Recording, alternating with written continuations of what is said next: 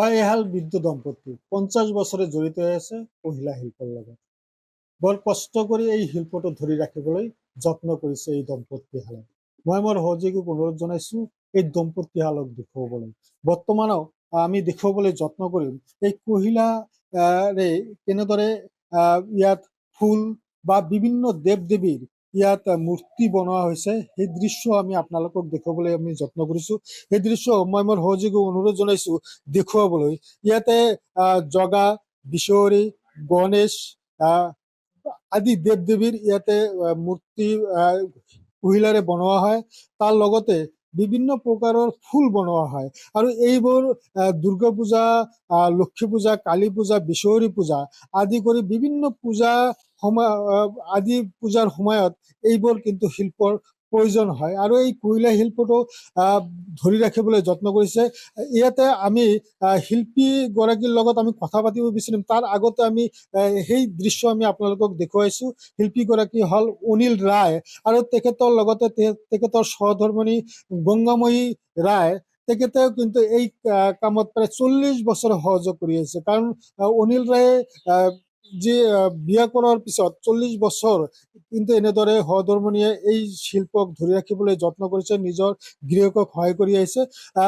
আমি আন এটা কথা ক'ব লাগিব, এই যি কহিলা, সেই কহিলা যি শিল্পৰ জৰিয়তে যি ধৰণৰ ইয়াত দেৱ দেৱীৰ বনোৱা হৈছে বা ফুল আদি বনোৱা হৈছে, এই সময় কিন্তু অনিল ৰায়ৰ ঘৈণীয়েকে তেখেতে কিন্তু গোসাইগাঁও, শ্ৰীৰামপুৰ, গুৰুফেলা আদি কৰি পশ্চিমবংগৰ বিভিন্ন প্ৰান্তত এইবোৰ কিন্তু নিজে গৈ বিক্ৰী কৰিব লগা হৈছে। আমি কথা পাতিব বিচাৰিম, এই শিল্পীগৰাকী আছে, বৰ কষ্ট কৰি শিল্পীগৰাকীয়ে ধৰি ৰাখিছে। মই তেখেতৰ লগত কথা পাতিব বিচাৰিম। কি ক'ব?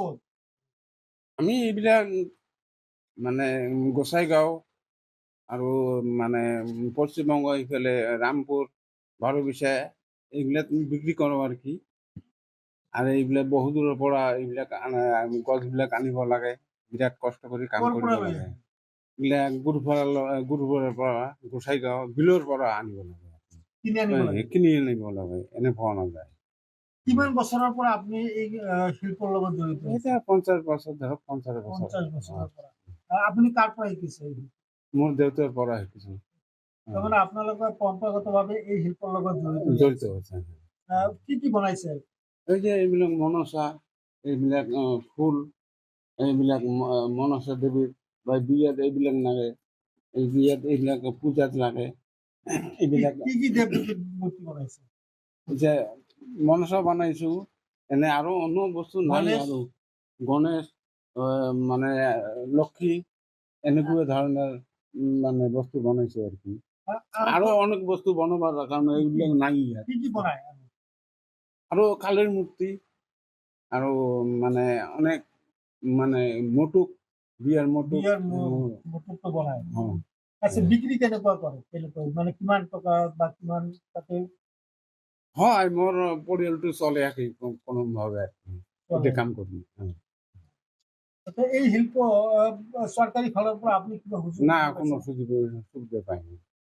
আপনি কি বিচারে আসলে? হ্যাঁ, কিবা একটা সুবিধা দিলে মোর অনেক লাভবান হমি আর কি। একটু আশা কোনো কথা। কেইবছর 2 বছর ধরে তো মই পোৱা নাই।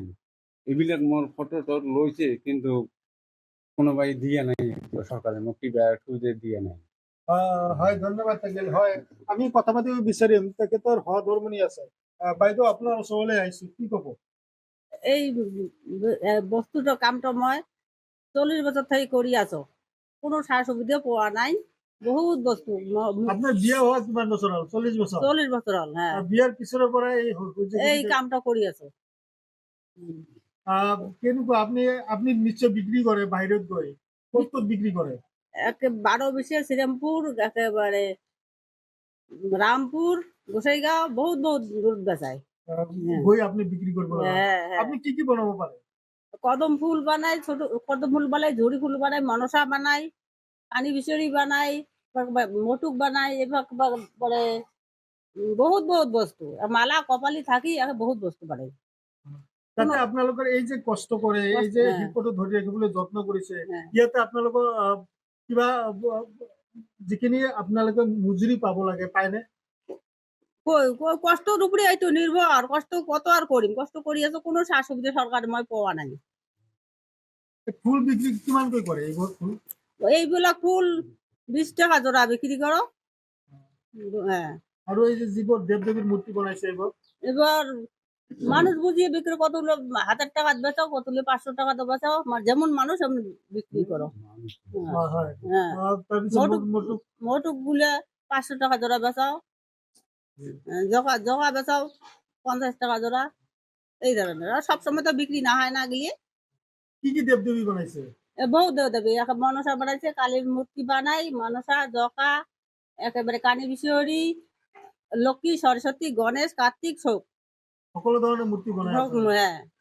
হ্যাঁ, ধন্যবাদ থাকিল। হয়, এই আছিলে গংগাময়ী ৰায়, আৰু তেখেতৰ তেখেতৰ স্বামীক এনেদৰে দীৰ্ঘদিনৰ পৰা সহযোগিত কৰি আহিছে এই শিল্পৰ লগত। মই মোৰ সহযোগী অনুৰোধ জনাম, ইয়াতে দেখুৱাবলৈ, ইয়াতে বিভিন্ন দেৱ দেৱীৰ মূৰ্তি বনোৱা হৈছে, সেইখিনি আমি আপোনালোকক দেখুৱাবলৈ আমি যত্ন কৰিছো। যদি মোৰ সহযোগীয়ে দেখুৱাইছে এই যে কেনেদৰে মূৰ্তি দেৱ দেৱীসমূহ বনাইছে, আৰু এয়া কিন্তু কুহিলাৰে এয়া বনোৱা দেখা গৈছে, আৰু সেই দৃশ্য আমি আপোনালোকক দেখুৱাইছো। এনেদৰে কিন্তু বিভিন্ন ধৰণৰ ৰং বিৰঙৰ যি দেৱ দেৱী কুহিলাৰে বনোৱা হয়, আৰু এয়া কিন্তু পৰম্পৰাগত 50 বছৰৰ পৰা এই দম্পতীহালে আমি ক'ব লাগিব কৰি আহিছে, আৰু এয়া কিন্তু পৰম্পৰাগতভাৱে সিহঁতে কৰি আহিছে, কাৰণ দেউতাকৰ পৰা এই শিল্প শিকিছে আৰু তেখেতে কৰি আহিছে, আৰু তেখেতৰ ল'ৰাও এই শিল্পক কিন্তু সহযোগ কৰি আছে। কিন্তু দুখৰ বিষয় এটা সেয়া হ'ল যে চৰকাৰী ফালৰ পৰা এই শিল্পসকলৰ কাৰণে বিভিন্ন ধৰণৰ আঁচনি ৰূপায়ণ কৰি অহা হৈছে, কিন্তু তেনেকুৱা ধৰণৰ কোনো এটা আঁচনিৰ দ্বাৰাই কিন্তু লাভান্বিত হ'ব পৰা নাই এই দম্পতীহালে আশা কৰিছে, আবেদন জনাইছে চৰকাৰে যাতে এই শিল্পটো কুহিলা শিল্পটো বচাই ৰাখিবলৈ সিহঁতক আৰ্থিকভাৱে সহযোগিতা কৰে।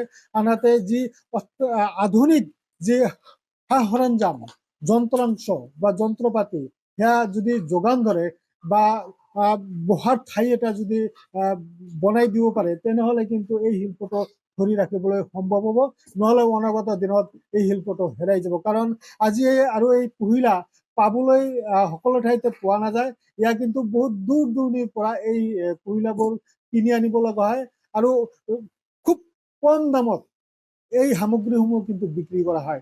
কাৰণ এই এনেকুৱা ধৰণৰ ফুল, এযোৰ ফুল আপোনাৰ মাত্ৰ 20 টকাহে বিক্ৰী কৰে, কিন্তু এই ফুলযোৰ বনাবলৈ যাওঁতে কিমান কষ্ট কৰিব লগা হয় সেয়া কিন্তু অনুমান কৰিব পাৰি। তাৰ লগতে ইয়াতে কুহিলাৰে ইয়াতে বিভিন্ন দেৱ দেৱীৰ কিন্তু ইয়াতে মূৰ্তি বনোৱা হৈছে।